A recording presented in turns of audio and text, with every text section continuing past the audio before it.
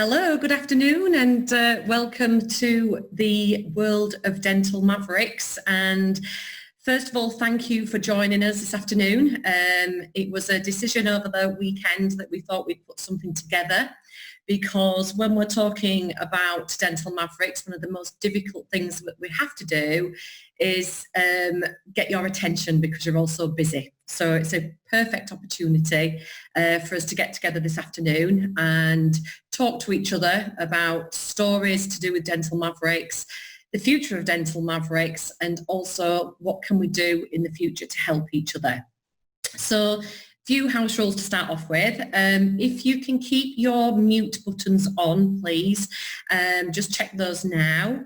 And we've got some guest speakers, which I'll just discuss in a moment. But when I introduce the guest speaker, then obviously that person can unmute their button and we can start talking. As with everybody, we're all at home. So I've surrounded by dogs and children. So if the dogs bark or the children shout or whatever, then we're all in the same position. Okay. I'm recording this session as well, and we're going to be using it obviously to share with future volunteers. So for the next 30 minutes, I'd like you to completely forget about COVID-19 and think about the reason why we're on this webinar and why we're sharing stories today. And the reason is that we want to look into the future, and if anyone's got a flicker of potential in terms of wanting to volunteer or join us on one of our trips, whether you're clinical or non-clinical, we're going to be sharing some stories this afternoon with you about people's experiences, and also tell you a little bit about the countries that we visit, and then see whether it's still something that you would be interested in. So let's get going. So we're going to share our backstory. We've got some guests online now. We've got Jasmine, who joined us in Lebanon. We've got, hi. I was just going to say, Jazz, I liked your palm tree background. We've got Chris Brownfield, who's a trustee, who was right with us right at the beginning on our first ever adventure. Yay! Right there at our first adventure. We've got Aisha Ali. Aisha joined us last year in Essaouira, and Sinead O'Regan, who also joined us in Lebanon. And we've also got Gina, because I didn't know whether Gina was going to be able to join us this afternoon because she's in a hot clinic, but they've given us some time off to talk to us, so that's amazing. So thanks, Gina. So as I say, we're going to talk about the future of Dental Mavericks and also how you can get involved if you want to for 2021 and how we can make that achievable for you. Now, throughout the next 30 minutes, if there's any point that we didn't cover or you've got a burning question, there's no such thing as a stupid question in this game, because we've all got different, not anxieties, but also different things that may worry us, that we want to help you along that cycle to come and volunteer.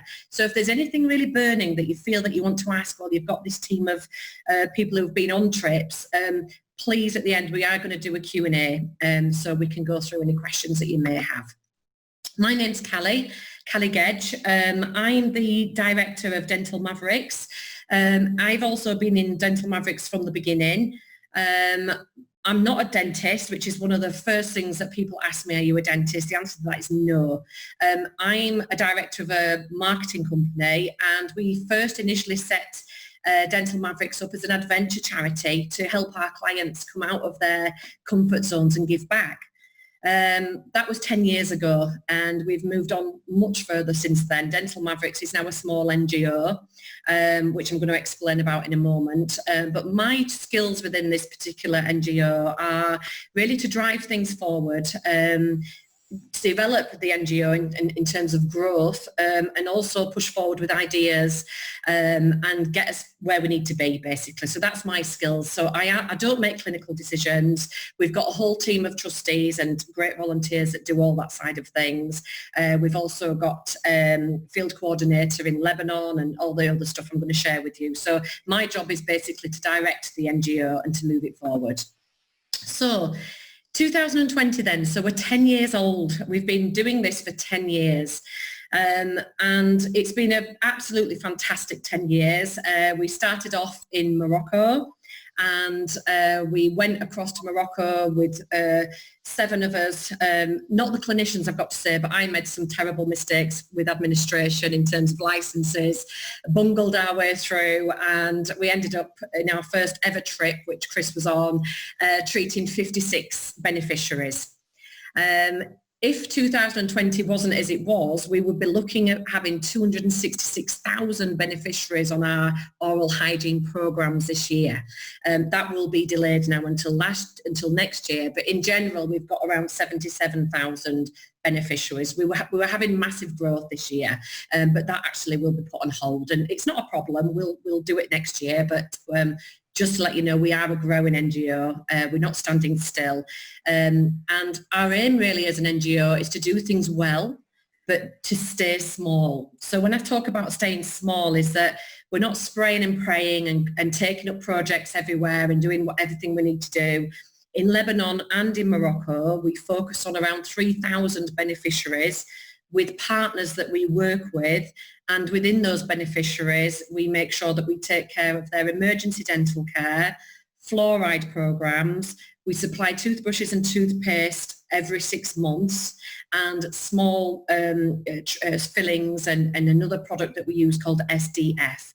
So we're following a research program from Honduras, which is a proven research program, and this year we're currently working on funding to be able to carry those programs out with more sustainability. So that's where we're heading. At the moment we are a volunteer-led NGO, but we're heading towards the research and the sustainability to decrease caries and non-invasive treatments, so not as much extraction. So that's really where we're heading. So this is us in 2010. This was the trip that we took. Got loads of stuff wrong, as I said, but not from a clinical point of view. But we had no equipment at all. And the little chairs that you see are basically where we were treating patients with no dental chairs. And if you can see Michael Oliver on the left, who's about 8 foot, bless him, he was the guy who was bending over the chairs. You can see everyone's quite a lot smaller than Michael. But we were very lucky to have him on our first initial trips because we got to, he took some amazing photography, which we'll share at you with some point, but it's been great going over this afternoon and today over the 10 years and looking at all these amazing photographs. So as I say, 10 years old. When we were into 2011 and 2012, we obviously had no money. So we did some crazy fundraising stuff. This is just one of them. We cycled the Sahara Desert in ridiculous heat. It was the most challenging thing I've ever done, apart from we then went on to climb the highest peak in North Africa, which was Mount Toubkal. So again, we needed to get money pretty quickly because we needed dental chairs, we needed extraction tools, we needed all the stuff really to be able to go out and do these missions with the help of the volunteers as well. So this was in the beginning. We would love to do another adventure like this. If anyone's got any great ideas, I would like to control it from a volunteer point of view. But yeah, that was some crazy stuff. So we're going to start with Lebanon. So Lebanon, basically, we've been working in Lebanon. This is our 3rd year. Since lockdown, our work still continues. In this picture, you'll see Marta. Marta's our field coordinator, and she is based in Lebanon, in Beirut, all the time. As I mentioned to you earlier, we're very keen when we're working out in the field to grow really strong relationships with partners. And Marta's role at the moment is to continue those relationships. And also she's also working on funding at the moment, as I mentioned, to do with research in terms of reducing caries for our beneficiaries. We're also putting together videos and resources so that when we have these partners, and this will work without the current lockdown situation, it will also work in the future with partners, because a lot of our work is done in refugee camps and also in areas where people have no access whatsoever to dental at all. So we're putting together videos and like a first aid resource box that we can leave with beneficiaries, and that's really what she's working on at the moment. So she's full-time out in Beirut. And if you do ever decide to go to Lebanon, she would then facilitate and look after you throughout that program. She's our second field coordinator. So our first one was Sebastian, which some people have worked with, but Marta's our second one. And as you can see, she's a dentist as well. So that absolutely really helps, of course, but not necessary, but it does make a big difference to us. So our first guest then is Jasmine DeGill, and I first met Jazz nearly 3 years ago, and we put a post out when we were invited to go out to Lebanon, and he was the first ever clinician that ever came our way. I'm just going to mute you. Hi, Jazz. Hi, everyone. You're looking really chilled there in the tropics. Oh yeah, it's a great place to be in the Caribbean. I can't fly back, but you know, what can you do? So Jazz, so let's, so obviously we want to share some stories, but really just, I'm going to hand straight over to you because obviously you can just tell us your journey with Dental Mavericks and anything that you want to share with potential volunteers. Sure. I just want to check if everyone can hear me first. So if you can just give me a show of hands, can you all hear me okay? Yeah, perfect. That's great. So like Cali said, Cali's absolutely fantastic. The first time I went out to Lebanon was 3 years ago. It was in July. And what everyone said to me, my whole family, my friends, like, you know, you're flying out to Beirut. Are you not worried? Are you scared? And I was. I'm not going to lie to anyone here. I was scared. You know, if I hadn't been there before, I didn't know what to do. I didn't know what to expect. And but I just wanted to help. I'd heard so much about Dental Mavericks, and I just wanted to be out there and help. And as soon as I landed at the airport, Cali was there. Cali picked me up, and these are the nicest people that I can possibly tell you about. They're just so nice. They were full of smiles, absolutely fantastic, and they relieved my tension straight away. There's absolutely nothing to worry about. There's no danger at all. And then the next day, we went out there. We went to the camps, and the people over there are just the nicest. They're just so lovely. If someone asks me why do I keep on going again and what do I do, I went there last year. I was there last year with my daughter, and the reason I keep on going, and I wanted to go this year as well, but obviously I can't. There's my daughter there, and the reason I can't go this year is obviously because of the situation we are at the moment, but I wanted to go again this year. That is easily the most nicest times and the nicest week I've spent in my whole life. You get appreciation. You get so much more back than what you give out. These people have had everything taken away from them, but they are still so happy. And I can't get it around my head in terms of why we are here saying, oh, we haven't got this, we haven't got that, or we haven't got this, you know, this is a problem, we haven't got enough. I haven't got a nice car, I haven't got a nice house, and we complain about this. These people have got nothing, but they're just so happy. And I couldn't get this around my head. And if I could, I want to be like them. And that's why I love going back over there. These people are the nicest people on the planet. And everything's been taken from them in terms of their family, their livelihood, their life, but they're still so happy. And they've got no qualms, they've got no quarrels, they're just genuinely happy. They're happy to see us. And those are the people that you want to go out there and help. And I want to stay there longer. Obviously, I've got a life over here, but that's why I want to keep on going back. For those that know me, I teach as well. And every time I teach, I spend the first 5 to 10 minutes of my seminars putting up these pictures and putting up these videos of teaching people and telling people what I want to do every year. And I try and get more people to realize, why don't you do this? And every time I get a name, sign-ups, people asking me, oh, I want to do that as well. So please, this is the best thing and the most rewarding thing that you can ever do.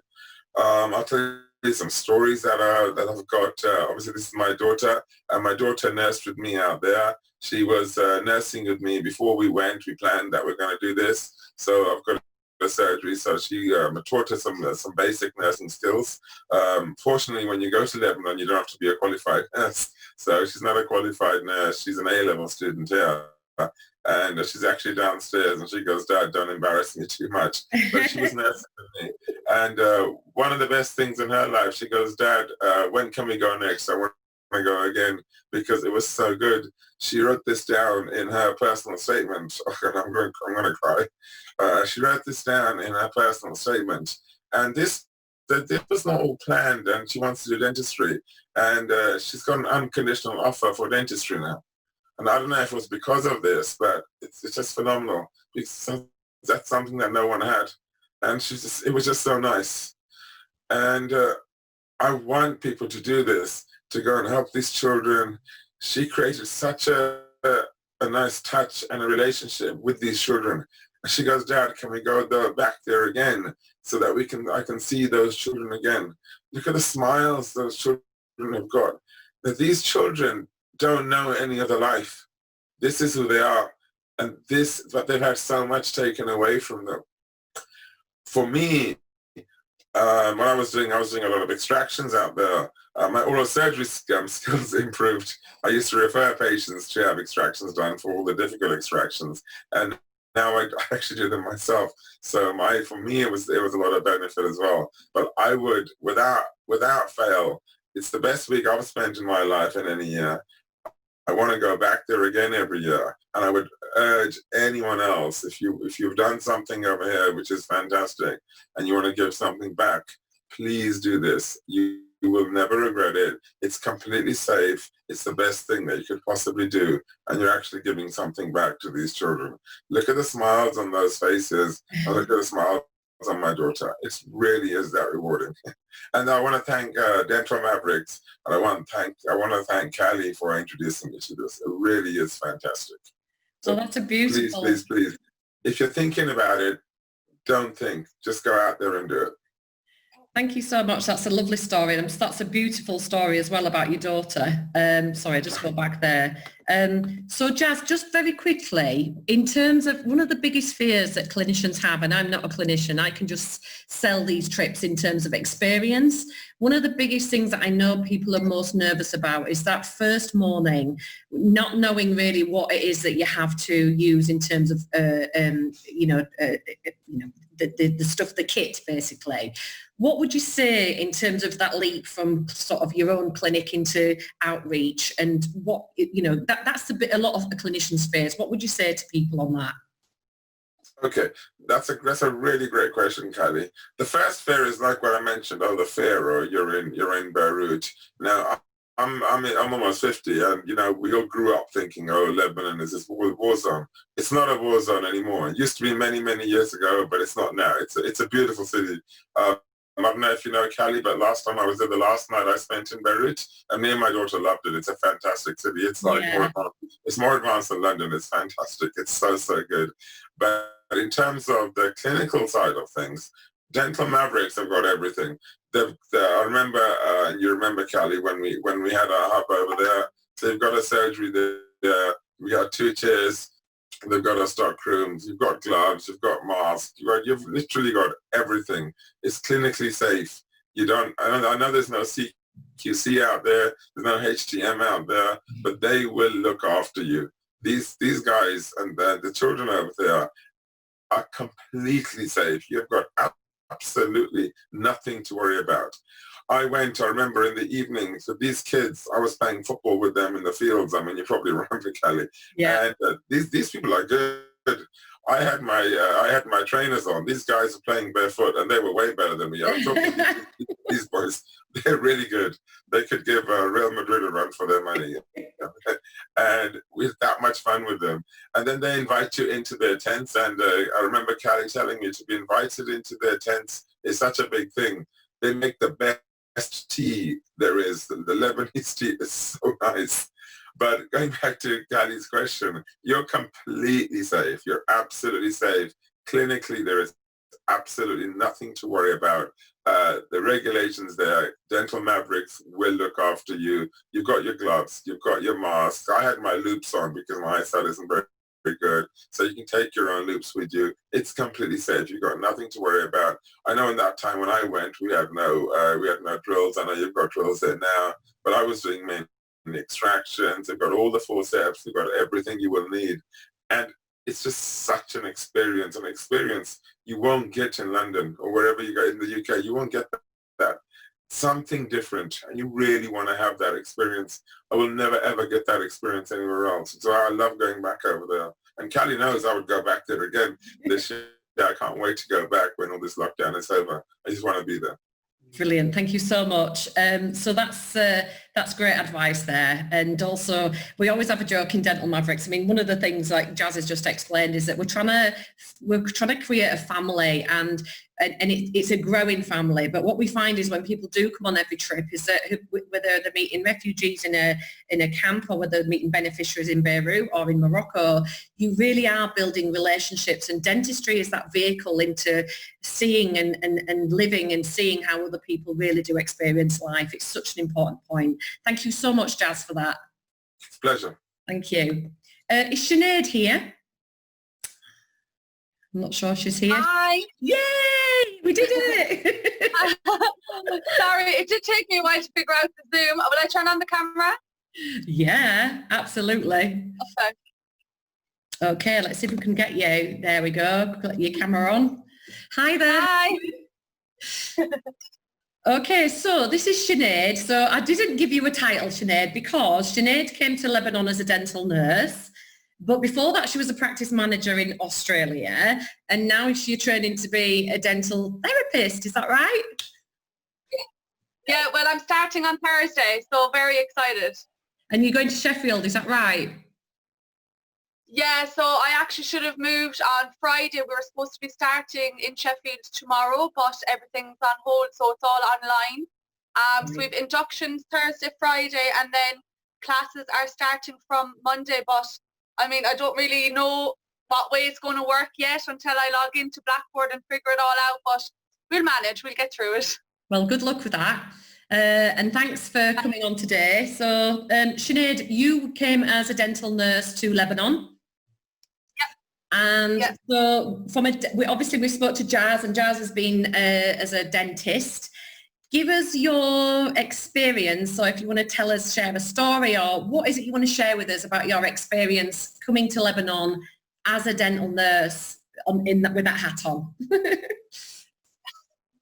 So in regards to what Jazz was saying a while ago, when I told people I was going to Lebanon, they were like, is there not a war over there? And I was like, oh, I don't think so. Like, and I was a bit, I wouldn't be up to date with things going on in other countries, but I'm just so laxy-daisy. Like, I was just thinking, if there's a charity over there seeing patients, then I'm going. So I'm sure it's fine. And I was like, I remember you gave me Kerry's details. She sent me the flights. I think it was the night before. I probably looked at the flight details and off I went. When I arrived in Beirut, there was a girl, Carol, was organised to come and meet me, which I didn't even know what she looked like. I just wanted to say, people that are nervous about going over there and worried, everything, like, it was just so amazing. Like, Cali, you were amazing as soon as we met you that evening.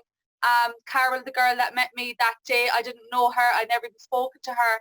And we ended up like bonding a friendship from it, like even just walking the streets in Beirut up to her apartment, and she opened me a cold beer, and I was only in the country 1 hour. So straight away I knew this was going to be a great experience before we'd even made it out to the valley to see any patients or anything. And I felt at ease straight away. I didn't feel unsafe or anything. I'm sure one of the pictures you have up there a while ago, I remember my suitcase got lost and you had to give me clothes to wear. I'm wearing your top in that photo. I can't even put it into words and explain, as a nurse going over there, it was just amazing. Like, I would go every month if I could, like work 3 weeks and go to Lebanon for a week. But I came back so much more grateful for what I do as a dental nurse. And it just pushed me even more to want to do more. Like, I came back and I signed up straight away for dental radiography. I done that in UCC in Cork, and then after that I was like, no, I need to do hygiene and therapy, and I want to go back there and be able to do a bit more and see patients and help with their oral hygiene and things. So I don't know, I can't put it into words. It was just an amazing experience. Well, can I just say, because one of the things Sinead did in terms of changing our mindset out in Lebanon is that there's so many, you really researched how many beautiful places, not just about the beneficiaries and the work that we did in clinic, but obviously my main focus out there is always work. And even though I've been going to Morocco, obviously 10 years, I'd only been in Lebanon a year when you came over. And you were like, well, there's all this, there's the, you know, there's Baalbek, there's this, that. And I was like, oh, really? And then you were like, yeah, let's go do it. And we actually went off and did trips for the first time ever. And we've continued that since you came along. Oh, good. Yeah, we continued it. And now we've done all sorts in around Beirut, around Bekaa, things that I would have never gone. So thank you for pushing us on that trip. And you've made a little bit of a legacy there. So we always have some time out to do something. Yeah, it's nice. And like there's so many beautiful things around. I remember one evening we finished work around 5, and I think we were supposed to go out to one of the camps that evening, but I can't remember what happened when we didn't end up going that evening. So I think we only drove like a half an hour out the road, or we're just driving around, and we just found, remember all the ruins? Yeah. Yeah, it was just like amazing, you know, and it's such a great experience to go over there. You're also taking something so valuable back with you. You're going over there to help all of these people, and they are so nice. The way they make you feel as soon as you arrive, and they're so friendly even at the camps, and they're inviting you into their home. It's just so like heartwarming. But then also it's such a beautiful country. Like it's you get everything in one going over there to work with Dental Mavericks. It's a holiday. You're working, you're helping people, and you're changing something in yourself as well. Lovely. Thank you so much, Sinead, and really hope to see you soon. I know you're thinking about, well, obviously we don't know about summer, but as soon as we can get you over, we're going to go to Morocco. Yeah. Thank you, darling, and take care. Thank you. Cheers. Okay, so thanks to Sinead. So I just also wanted to share with you, this is Abu Omar. Abu Omar was our driver in Lebanon. He's a Syrian refugee. And when obviously two of the things that both volunteers have talked about is hospitality. And we were invited to Abu Omar's tent in the middle of a camp one evening with his family, and his wife's cooked all day for us. These are people that have nothing. And they laid out this amazing feast for us just to say thank you to Dental Mavericks for coming over and having him as a driver. And we sat all night in the camp. It was a really memorable night of the last 3 years. And we then sat outside and smoked shisha. And we sat in the camp till probably about 12 o'clock. And when we talk about hospitality in Lebanon and Morocco, this is the type of thing that we're talking about. And these are people that don't have anything. But he was prepared to share his what he's got in terms of food, and as you can see, it's so delicious, and it was a really special night. So that's really what we're talking about when we talk about hospitality. And this is a final meal that we had in Lebanon. Just again, food is really important. I know for a lot of people, especially if you're a vegetarian or you've got special dietary needs. But as you can see, this is one of our final meals when Sinead was over, and it's all fresh. Or vegetarian you can manage. So yeah. Food is, it's not, I know it's not what we're about, but I know it's an important factor when people are thinking about coming. So let's look at Morocco then now. So when I talked about Michael Oliver earlier, Michael, this is a collage of like some of his photographs that he put together. But as I said, for the first 3 years, we really should get them together, but we got some amazing stuff. So Morocco was our first ever project. As I said, it was in a place called El Jabbar. We were looking at 56 patients with no equipment. We were borrowing equipment, a very bit of a struggle. And really what happened with our Dental Mavericks from that Morocco first project is we became less as an adventure charity, and we cut down the time that we spent hiking and doing all the crazy stuff. And it really then became a serious dental charity. As I said, we're 10 years old this year. So I'm going to introduce you now to Christopher Brownfield. So Chris Brownfield has a clinic called Castle Park in Hull. He has been on our first trip, and we nickname him the Tooth Whisperer because he can get any root out of any mouth or any tooth out of any mouth that's needed.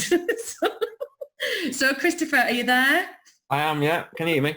I can hear you, darling. Just let me bring you up. Cool. Yay! How are you doing? Yeah, I'm all right, Tara. Right, yeah, you're looking well. Thank you. I was just saying to Jazz before, if I showed you my bottom half, I've got my pajamas and my sliders on, and then I've put a top on, come here and put some makeup on, so it's like foot waist up. Yeah, I'm just sat in my undies. No, I'm joking. I'm joking. So, Chris, I'm going to shut up now and I'm going to let you talk. Right. Yeah. I was there right at the beginning. Almost seemed like another life ago now, 10 years ago, when I was working with Cali and a company, having bought a business and being as green as I was cabbage looking, and got a lot of help with MPOD, sort of holding your hand on how to get through and develop your business and your leadership and your team, and helping you be the sort of the best version of that team that you can be. And back in the day, there used to be a monthly webinar. I remember that this webinar, and Tony was your partner in crime. He asked, "What is your reason for being?" And I thought, bloody hell, that's a bit deep on at 8 o'clock on a Tuesday night after a hard day's work. But it certainly got you thinking.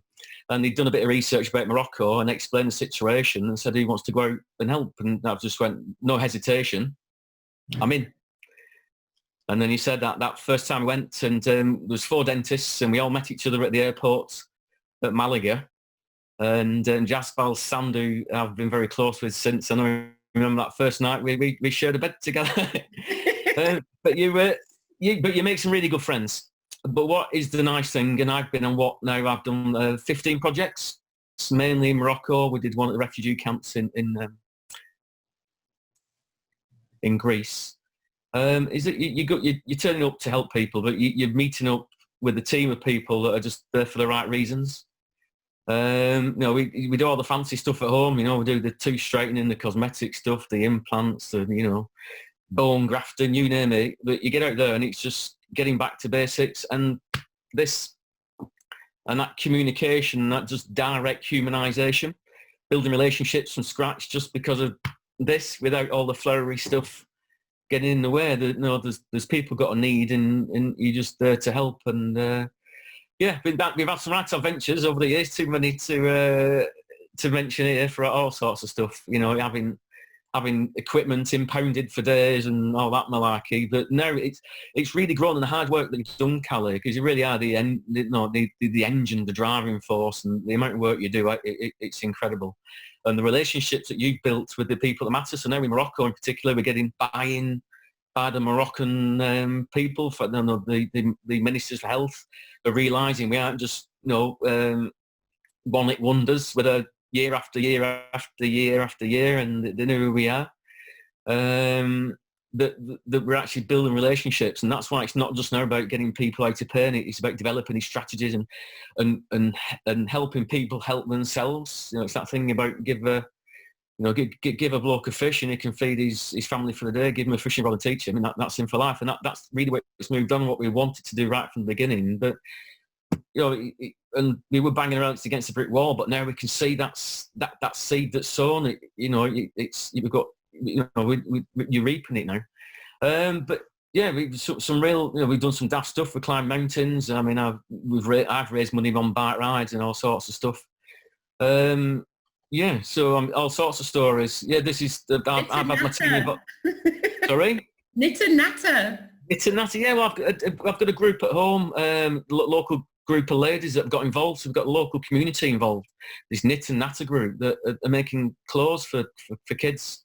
So we go out with them, and this is part of my team. My practice manager Jill, who's I think been 5 times. I've brought her along, and a lead nurse Nadine has been along, and my son's been along in different roles. I don't know if you've got some pictures of Edward. There it goes.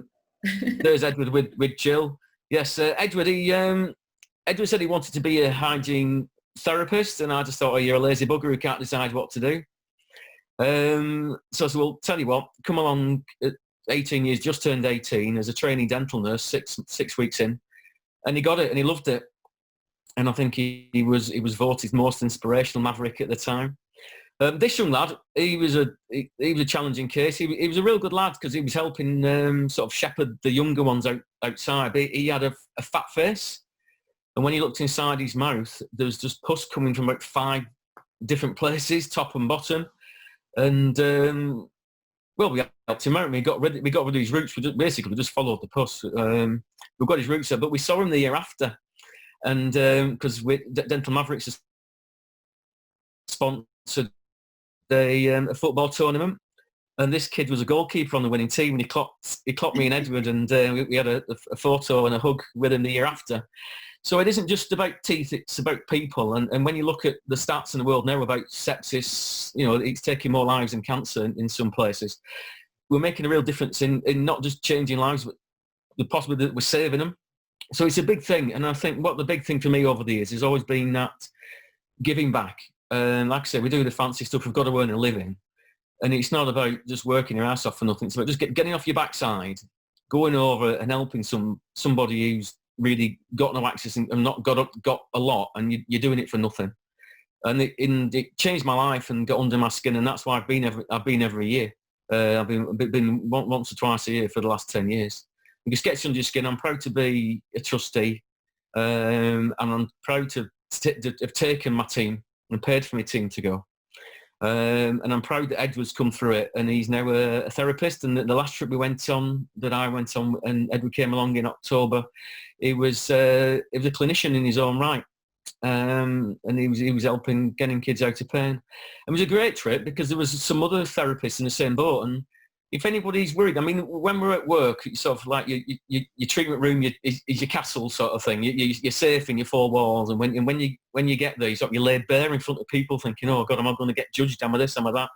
And that first one is that bit nerve-wracking, but it's not. And it's not about ego or anything like that. It's just about being part of a team. And everybody helps each other out because everyone's got different skill sets, whether that be clinically or whether that be management, or, you know, about just bringing team together. And sometimes you just need someone who just makes people laugh. Everyone's got those different skill sets and different things that they're strong at and to give, and that's what a team is. And last time we had a big New Zealand contingent and kids that were just I say kids because I'm 50 now. They were only a year older than Edward, that were therapists, and you saw these people develop and grow in front of you. So it's not just what you're doing and what you're giving and what you get back. And like Jazz said, it's just that. The people are so appreciative, so appreciative. And when we're in Morocco, up in the mountains, and they've got zilch. Remember that time when that lady came down from the mountain? She walked about 2-3 hours to give some actual photos of a kid that they got out of pain. He was really poorly. He had a temperature and abscesses, and she had nothing else to give. And to get, because she didn't have digital photos, and she gave everyone a hug and give some photos. It's just so nice. But not only that, but you're seeing people, clinicians go, and they're different people. They're finding themselves, they're finding that confidence and that finding how to communicate and get stuff done. And it was great because they're all bricking it at the beginning, and then sort of midway through, they're sort of like having a competition who had the longest roots, you know, that sort of thing. It's of a tooth. But it's just so nice to see that the whole aspect of the good things that humans can do. So would you say, Chris, then from a dental point of view, from a clinical point of view, that if you are, I mean, I'm not saying that, I'm not taking away the work that you do with cosmetic dentistry, because I know it's a big part of a lot of our clients and a lot of the Mavericks work, but what we do get at the end of a lot of trips, and we always ask for feedback, is that people feel that they've got back into the dentistry and that there's some worth in the work that they're doing. And that's really what we're looking for, isn't it, from a Maverick experience, is that want to come back again and do more of it. Yeah, it's life-changing dentistry. It's about making a difference. Everybody wants to make a difference. The whole thing about private dentistry, you know, we're doing live transformational, life change. But it's right back to basics. Yeah, it's just right back to basics. You're making people well. Yeah, you're getting rid of disease. You're making people well, and they're really, really appreciative of it. Thank you so much, Chris. Really appreciate you sharing that with us. Just on the back of what you're saying as well, is that as a charity, if you're a dental nurse, when we talk, we're not just talking about this for the sake of talking about it, and Jazz mentioned it, and Sinead mentioned it. If you decide to come on a trip and you're actually worried about being on your own is not an issue. About 60% of initial dental mavericks come on their own.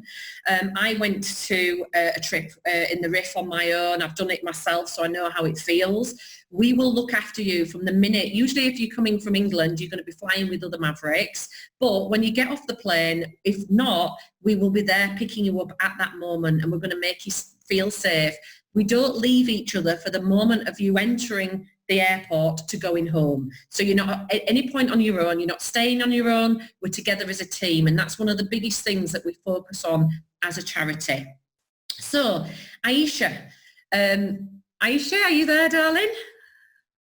Yeah, can you guys hear me? Yes, well done. This is going to go well. I was so nervous all day thinking, oh my God, this is great. Right, so Aisha, Aisha came with us last year to Essaouira, and she's a very slight lady, but in terms of extraction, she's like, she pops them out in a really fantastic way. So we were under pressure, weren't we, Aisha, last year? Yeah. Numbers. Oh my gosh, yeah. There was a team. We saw so many kids. Yeah, we saw 832 children with 2 chairs. Obviously we didn't treat every child, but we had a great system and we did our best, and we took loads of kids out of pain. So Aisha, can I just hand over to you, and can you just share with us your experience? And this was in Morocco, in Essaouira, wasn't it? Yeah. The first thing I would say is just following on from what you said, Cali, about traveling by yourself, because I did exactly that. So I had gone to Morocco by myself. I hadn't flown with anybody else.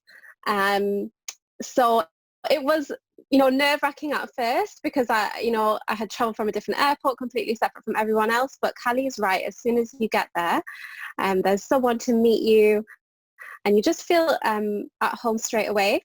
So don't worry about that if you are a bit nervous about traveling alone. There's nothing to worry about. You've got a WhatsApp group. from the moment you join the WhatsApp group, you've got all the information that you need, and there's always someone looking after you. So that wasn't a problem. But yeah, we went to Essaouira, amazing place, and just such a life-changing experience, just following on from what everybody else has said. So the one thing I didn't realize is that I was going to be the only dentist. So that's what Cali meant about the pressure. So it was just me and Vicky, who I think is on here as well. I'm sure I've seen her.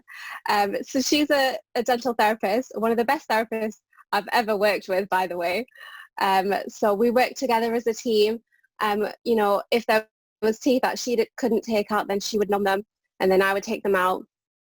And she was taking out obviously loads of primary teeth, and we didn't have any drills, so again it was mostly extractions or just trying to patch up teeth where we could. But everybody was so grateful. The difference with Essaouira is we don't have a set clinic, so we had to set up a makeshift clinic. We were in a community centre, and then we were in 2 different schools, so we took the equipment with us. So we would spend like an hour or so, well not even that, setting up, and then the kids would be triaged by Cali and some of the translators, and then they would be sent in to us if they needed to be seen, and then we just cracked on. So it's like everyone else has said, at first you're so nervous. Like I was so scared at first, about how I was going to go about treating everybody, but you just hit the ground running. And, it's like riding a bike, dentistry. You pick up those forceps, you know what to do, you know what you need to do. And I think the main thing is just how life-changing it is. It's not just for the kids that you take out of pain. It really, really is life-changing for yourself. Like I want to go back. I had signed up for October, so I don't know if that's going to happen, but whenever I can go back again, I'll be on the plane. It's just life-changing. and I haven't stopped talking about it since. Yeah, so Aisha, yeah, honestly, amazing. Just in terms of any challenges, so obviously numbers were quite an issue, weren't they? How did you find, because obviously the work ethic... Sorry, you're cutting out a bit. Hang on. Could you repeat that? I couldn't hear you. So just I just wanted to know what was the biggest challenge for you in terms of the work itself, if any? What if you were advising someone and said, well, this was quite challenging, what was your main challenge on it? I suppose on a practical level, you're right, I'm actually really short. So like having to move the chair and things like that, I had to get the kids to slide down the chair a little bit. Yeah, because I'm really vertically challenged. So little practical things. I had completely forgot to bring my loops. I'm usually quite organized, by the way, not selling myself very well, but I forgot my loops. And then Vicky, who's a legend, had brought little head torches. So I would definitely recommend, because the lighting isn't always great, especially in a makeshift clinic. So if you have loops with the light, bring them. So I definitely would next time. But we had all the equipment that we needed. So sometimes it was, for me personally, I suppose it was just if I had a difficult tooth to take out, I was the only dentist. That was my main challenge. You did brilliant though. But, I don't think you did. I had great nurses and a great therapist, but I'm telling you now, like, it's like Jazz said, you just learn how to extract teeth. It's such a good training ground. Yeah, so well done, Aisha. Definitely Lovely recommend. to see you, and thank you so much. And we hope to see you in October. Let's see how we get on, eh? Everything crossed. Thank you. Okay, so finally then, our final guest is Gina. So Gina, as I mentioned earlier, Gina's been working in Hot Clinic.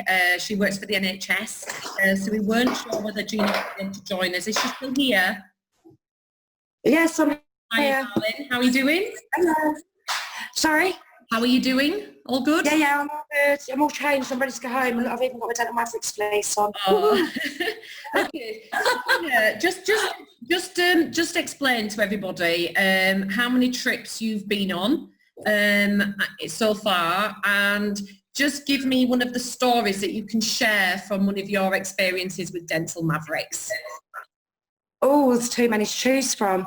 All right, I've been on 11 trips. I've done 4 to Morocco and I've done 7 to Lebanon. I've got 3 more trips booked for this year. I don't think June and October are going to happen. I'm really hoping that October might, and fingers crossed for November as well.